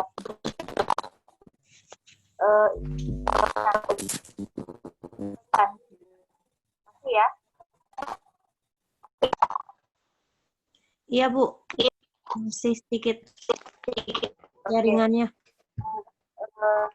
Ya, Pak Kus, jadi apa yang tadi saya sampaikan, jelas nggak? Jelas, Bu. Ibu moderator. Silakan diteruskan. Oke. Jadi apa yang tadi saya sampaikan terkait dengan subbab yang ada di dalam metode penelitian PTK, ini memang ketika misalnya ini memang hanya ringkasan sebagian ya Bapak, karena banyak hal yang harus, selain itu juga nanti ada lampiran-lampiran yang harus Bapak yang Pak Pakus nanti masukkan ke dalam metode penelitian itu. Namun satu lagi Bapak, ini tergantung dari metode yang Bapak gunakan. Kalau Bapak pure menggunakan kuantitatif, kalau ini yang tadi saya berikan contoh di dalam metode penelitian ini, itu adalah bukan pure metode kuantitatif. Jadi harus jelas dulu nanti permasalahan yang Bapak angkat itu mengarah ke kuantitatif murni, kualitatif murni, atau campuran.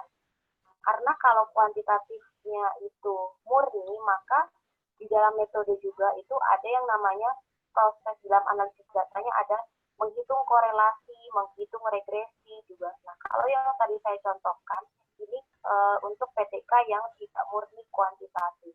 Jadi hanya indeks gain saja yang dicari, kemudian nilai ketuntasan kelasnya seperti apa, ya bagaimana mengukur objek siswa, bagaimana mengukur objek guru, dan sebagainya. Ini adalah contoh dari yang bukan kuantitatif murni. Jadi itu tergantung dari nanti penelitian yang Bapak lakukan, itu permasalahannya mengarah ke mana, kuantitatif murnikah, ada hubungan jelas antara X dan Y, ataukah campuran dengan kualitatif. Yang bisa contohnya seperti yang Bapak kemarin contohkan ya Pak Gus. Saya itu mungkin contoh penelitian yang Bapak Gus kemarin kita diskusikan, itu bukan penelitian kuantitatif, tapi itu mengarah kepada gabungan atau campuran antara kuantitatif dan kualitatif. Maka ketika judulnya seperti yang Bapak Gus kemarin kita diskusikan, model games ya Pak ya, kalau tidak salah. Games dalam mata pelajaran PPKN ya Pak, kalau tidak salah. Nah, maka nanti di dalam metodenya bisa seperti yang saya jelaskan berikut ini Pak, yang tadi saya paparkan, bisa seperti itu. Karena Bapak harus mengukur, misalnya kemarin bingung, ini lebih ke motivasi belajar atau prestasi belajar ya Pak ya. Nah, kalau Bapak mengarahnya nanti ke motivasi ataupun ke prestasi belajar, maka ini harus dicari Pak, nilai ketuntasan kelasnya ini harus ada nanti dalam metode penelitiannya. Karena nanti Bapak akan mengukur nih, banyak siswa enggak yang memenuhi ketuntasan kelasnya. Ya, ketika dengan metode atau model baru nanti yang Bapak akan teliti dalam PTK. Jadi selain itu juga Bapak nanti di lampiran PTK-nya ini harus ada RPS-nya dicantumkan, RPP-nya dicantumkan, kemudian dan lain sebagainya ya Pak, banyak silabusnya ya Pak, kemudian banyak hal lagi yang terkait dengan penelitian Bapak itu harus dicantumkan. Jadi instrumen penelitiannya juga Bapak yang berbentuk skori pertanyaannya juga itu harus dicantumkan nanti di dalam metode ya, karena nanti yang akan dibahas di dalam pembahasan ya adalah hasil dari instrumen penelitian Bapak. Jadi ini adalah garis besarnya untuk penelitian PTK yang menggunakan kuantitatif dan ada kualitatifnya seperti ini Bapak di dalam subbab model metode penelitian. Tapi kalau misalnya judulnya pengaruh model model permainan game terhadap prestasi siswa, nah itu dari kuantitatif. Ya Pak?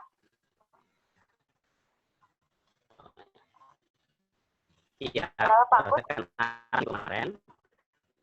Iya, berdasarkan arahan itu saya ganti judul itu sehingga meningkatkan motivasi dan prestasi begitu Ibu melalui metode permainan. Ya, betul, berarti kalau judulnya seperti itu adalah Bapak menggunakan model kuantitatif dan kualitatif. Jadi gabungan antara itu. Tapi kalau judulnya yang seperti contoh lain ya Pak ya, misalnya pengaruh, misalnya hukuman terhadap tingkat kedisiplinan siswa, maka itu disebut sebagai penelitian kuantitatif murni. Maka nanti di dalam analisis datanya berbeda dengan yang saya contohkan di slide. Maka harus melibatkan bagaimana uji regresinya, bagaimana uji korelasinya. Kalau di sini kan tidak ada, Bapak. Kalau misalnya contohnya seperti yang tadi Pak Agus contohkan judulnya itu, tidak akan memakai korelasi dan regresi, hanya nilai kesehatan kelas, nilai gainnya seperti apa, gitu, hanya melibatkan itu saja. Karena memang bukan penelitian kuantitatif murni di dalam penelitian PTK. Jadi PTK ini sebenarnya Bapak Ibu boleh menggunakan metode apa saja, mau kualitatif saja boleh, mau kuantitatif boleh, mau gabungan boleh. Jadi tergantung dari Bapak Ibu mau memakai yang mana. Yang saya contohkan ini adalah contoh dari PTK yang kemungkinan nanti akan menggunakan kuantitatif dan kualitatif. Maka subbab di dalam metodenya ini yang akan harus dicari di dalam metode. Seperti itu Pak Gus. Ada feedback lagi Pak? Terima kasih Bu. Ya. Bisa di pertemuan yang ketiga, yang keempat. Terima kasih. Mohon maaf Pak, putus-putus. Oh ya, enggak apa-apa Bu. Ya, sama juga di sini jaringan, mohon maaf. Ya. Iya. Mungkin bisa di-chat Pak, mungkin bisa di-chat lagi untuk pertanyaannya Pak, supaya bisa jelas nanti disampaikan oleh moderator. Ya, ya. Ya.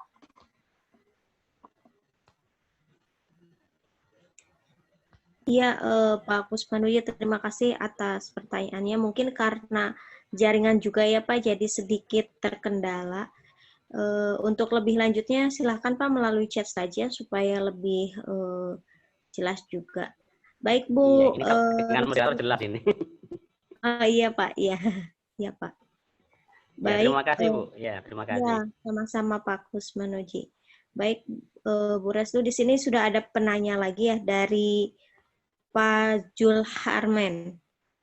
Di sini beliau menanyakan, apakah memang pada PTK harus sampai kepada analisis soal atau analisis data sedetail tadi, atau hanya cukup membandingkan peningkatan hasil belajar saja, baik antara kelas kontrol dan kelas eksperimen atau hasil pembelajaran tahun lalu dan tahun ini yang akan dilakukan eksperimennya. Nah, kemudian ketuntasannya misalnya hanya dibatasi, misal 70% saja siswa yang tuntas gitu. Terima kasih. Dan apakah memang sebaiknya dalam perhitungannya itu menggunakan software atau manual gitu. Oh, ini pertanyaan dari Pak Mas Duki ya. Nanti dijawab setelah dari pertanyaan Pak Julharmen. Baik Bu, silahkan dijawab. Oke. Tadi pertanyaan Pak Mas Duki ya? Bukan Bu, ini pertanyaan dari Julharmen, dari Pak Julharmen Pak, Bu Restu. Tadi apa yang pertama Bu? Yang pertama itu, apakah memang pada PTK itu harus sampai kepada analisis soal atau analisis data dalam perhitungannya itu, apakah harus sedetail ataupun hanya cukup membandingkan saja, misalkan hanya beberapa persen gitu Bu, antara kelas kontrol dan kelas eksperimen gitu. Oke. Dalam PTK, Bapak, itu sebaiknya itu ada yang namanya analisis data. Analisis data di dalam PTK itu ada dua, ada analisis data untuk observasi dan ada analisis data untuk angket. Ya, karena kita melakukan observasi kepada siswa, maka kita harus mengukur atau menganalisis datanya untuk observasi tersebut. Biasanya analisis data observasi ini kita menghitung presentasi aktivitas guru. Ya, itu ada rumusnya, ada skor yang diperoleh, total skor yang diperoleh, kemudian dibagi skor maksimal dikali 100%. Itu ada rumusnya Bapak untuk melihat analisis data observasi. Itu perlu untuk dilihat karena kita akan melihat kriteria presentasi skor aktivitas guru itu seperti apa. Kalau misalnya skor aktivitas gurunya sangat baik, maka itu nilainya misalnya antara kurang dari 100 dan lebih dari 80%. Begitu pula sampai aktivitas guru sangat rendah, itu juga kurang dari 36%, dan juga lebih dari 20%. Nah, Nah, ini analisis data untuk observasi. Kemudian yang kedua, itu ada analisis data untuk data angket. Ya. Jadi analisis data angket itu adalah angket yang kita bagikan, itu harus kita analisis datanya. Itu juga ada rumusnya. Jadi ada jumlah skor yang diperoleh, dibagi jumlah skor maksimal, itu dikali 100%. Ya, jadi nanti ada penafsiran hasil angketnya, Bapak. Jadi kalau presentasinya 0 sampai 20 misalnya, itu interpretasinya sangat lemah gitu. Angket dengan kesan belajar yang singkatnya itu seperti apa, kemudian bagaimana orang melihat angket kita itu juga harus analisis data angket. Kalau 21 sampai 40 maka penafsiran hasil angket itu adalah lemah. Kemudian 41, 60 itu cukup. Itu sudah ada Bapak tabel dari penafsiran di dalam analisa data angket. Yang ketiga adalah analisa, misalnya tadi contohnya motivasi dan hasil belajar siswa itu harus dianalisa itu dengan uji nilai ketuntasan. Pertanyaannya Bapak tadi, hasil ketuntasan kelas itu harus dibatasi misalnya 75%. Itu enggak, menurut saya itu nilai ketuntasan itu sudah ada juga Bapak kriteria keberhasilan siswanya. Jadi tidak bisa kita batasi 75 gitu. Jadi karena gini, misalnya nilai ketuntasan kelas Bapak adalah 75. Maka itu di tabel sudah ada Bapak tabel kriteria keberhasilan siswa dalam bentuk presentasi. Kalau misalnya hasil nilai ketuntasan kelasnya 75%, itu interpretasinya adalah dalam kuat. Karena sudah ada Bapak pedoman. Misalnya kalau nilai ketuntasan kelasnya 0 sampai 20%, maka sangat lemah. Kalau 21% sampai 40% itu lemah. Ya. Jadi sesuai dengan KKM di sekolah gitu Pak, ditentukan. Misalnya kalau Bapak tadi menentukan 75 boleh, tapi kebanyakan itu yang ditentukan misalnya lebih dari 85, itu tergantung dari KKM-nya Bapak. Tapi hasilnya itu ada kriteria keberhasilannya. Kalau misalnya mau ditentukan 75 boleh, tapi kebanyakan memang lebih dari 85 biasanya ya Pak, atau kurang dari sama dengan 85% lah KKM. Tapi kalau misalkan memang di sekolah Bapak 75%, itu mungkin kebijakan dari sekolah Bapak bahwa KKM-nya adalah 75. Tapi untuk kriteria keberhasilan siswanya itu sudah ada pedomannya, tapi untuk KKM-nya maksudnya dari sama sisi, yaitu tergantung dari yang sudah ditentukan oleh kebijakan sekolah KKM-nya berapa, begitu untuk nilai ketuntasan kelas. Tapi untuk cara mengukur nilai ketuntasan kelasnya, anaknya kelas berapa itu ada. Mungkin itu Pak Mas Duki jawaban dari saya. Ya, terima kasih Ibu Restu. Pak Harman, di sini Bapak silakan barangkali ingin berdiskusi terkait dengan pertanyaan Bapak barusan. Oke, mungkin cukup kali ya Bu untuk pertanyaan dari Pak Ilham. Silakan barangkali Bapak Ibu yang ingin sharing ataupun bertanya kembali. Oke, baik, terima kasih Pak Zulhar. Silakan untuk Bapak Ibu yang bertanya moderator, mungkin tanya kepada Pak Mas Duki apa ada dari jawaban yang telah saya berikan. Oh iya, dari Pak Zulhar itu sudah cukup Bu. Ini ada dari Pak Ahmad Masduki. Beliau bertanya lagi, apakah sebaiknya dalam perhitungan menggunakan software atau manual, gitu Bu, dalam perhitungannya. Mohon diulangi Bu, apa? Menyambung dari pertanyaan Pak Kusmino. Ya, beliau menanyakan bahwa apakah dalam penghitungan itu sebaiknya menggunakan software ataukah manual? Oke. Kalau untuk software itu kan hanya uji validitas dan reliabilitas. Kalau menurut saya, kalau memang ada yang lebih praktis, yang lebih memudahkan dan juga bisa dipertanggungjawabkan, ya mungkin bisa untuk menggunakan software untuk disabilitas dan rehabilitasi. Tapi kalau misalnya untuk menguji tadi nilai ketuntasan kelas misalnya atau indeks gain, kemudian untuk menghitung teknik evaluasi dan lain sebagainya, itu mungkin bisa manual ya, bisa manual. Tapi kalau misalnya nanti ada software yang mengakomodir itu, ya boleh silahkan. Tapi yang karena mungkin Bapak Ibu basicnya membuat PTK, mungkin bisa itu dimiliki dengan software, ya silahkan. Tapi yang untuk menggunakan software SPSS itu baru hanya untuk menguji validitas dan reliabilitas. Jadi kalau ada yang mudah, silahkan manfaatkan itu dengan baik untuk memudahkan, dan juga dari segi waktu juga untuk menghemat waktu, ya tidak banyak membuat tabel-tabel dulu, kemudian tidak nanti salah mengurangi salah. Jadi itu boleh menggunakan yang baik software.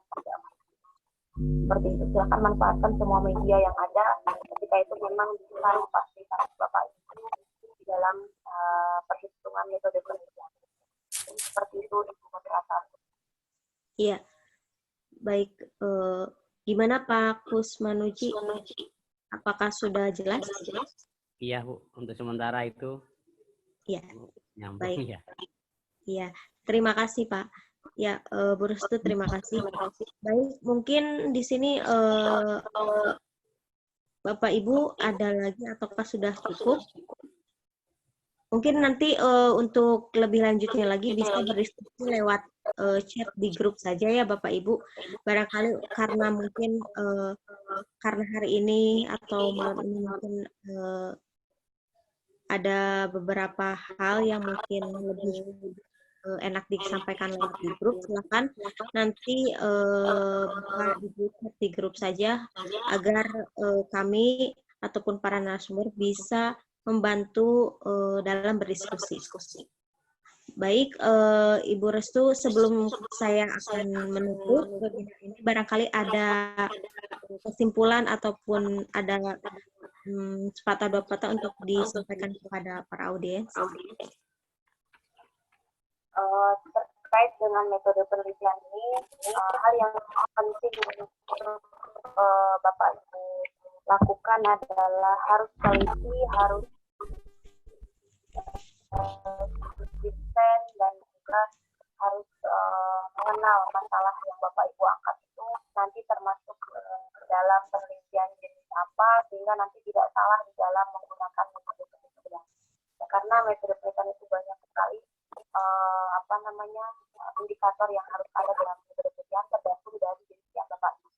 Jadi kalau Bapak Ibu penelitiannya adalah PTK, maka harus tahu juga apa yang ada di dalam metode penelitian ketika penelitiannya adalah PTK, karena berbeda.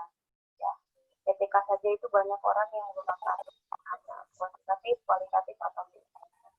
Jadi butuh konsistensi, ketelitian, kehati-hatian di mana positioning penelitian Bapak Ibu. Jadi jangan khawatir kalau masalah Bapak Ibu sudah jelas, maka metode apa yang akan Bapak Ibu gunakan juga pasti akan Bapak Ibu tahu. Yang kedua adalah hati-hati dalam membuat instrumen penelitian untuk Bapak Ibu.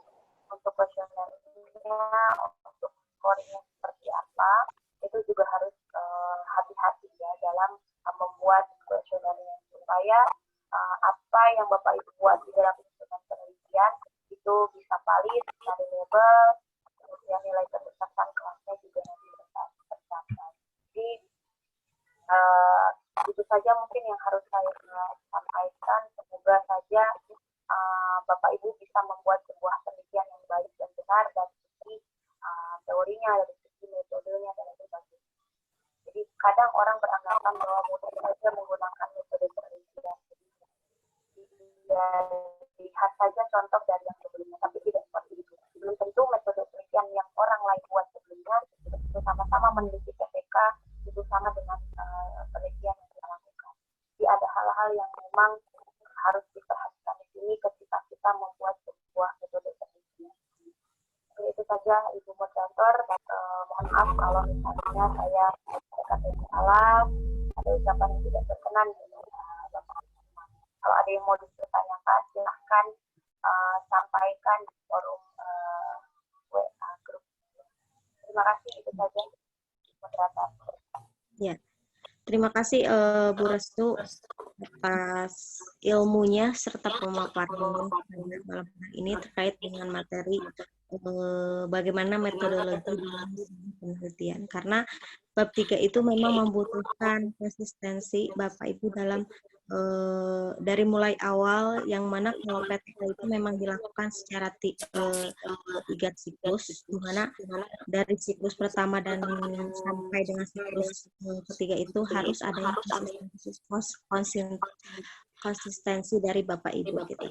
Baik, Bapak Ibu, mungkin untuk malam hari ini kita cukupkan saja karena ini memang pertemuan terakhir ya dalam pelatihan webinar terkait dengan penulisan atau penelitian PTK ini. Nanti disambung lagi pada kesempatan keempat itu terkait dengan bab terakhir atau kesimpulan atau concluding gitu.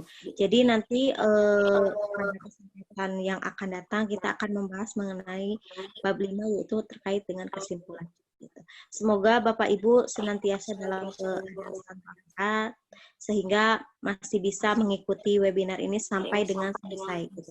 Karena bukan hanya terkait dengan PTK saja, ada juga dengan pelatihan yang lain. Mungkin dari Bapak Ibu ada yang sudah mengikuti semua yang sudah direncanakan atau dilaksanakan oleh editor ini.